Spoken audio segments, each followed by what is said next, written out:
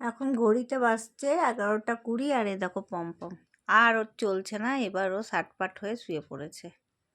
অনেক করলো, অনেক সারাদিন বদমাইশি করলো, এখন আর পারছে না। এখন পমপম একবারে হাত পা ছেড়ে শুয়ে পড়েছে। মাম্মা তুমি ঘুমু করছো? আর চলছে না শরীর? আর চিৎকার চলছে না? এবার একটু রেস্ট নিতে হবে নাকি? আবার সকাল থেকে লাগবো। বউ বউ বউ বউ।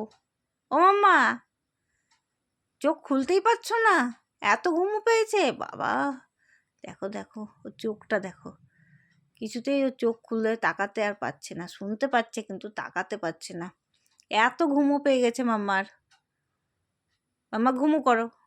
ছেলে ঘুমালে আর কিছু মনে হচ্ছে জানে না, আবার যেই সকালবেলায় উঠবে অমনি শুরু হয়ে যাবে গাড়ির আওয়াজ, পাখির আওয়াজ, মানুষের আওয়াজ।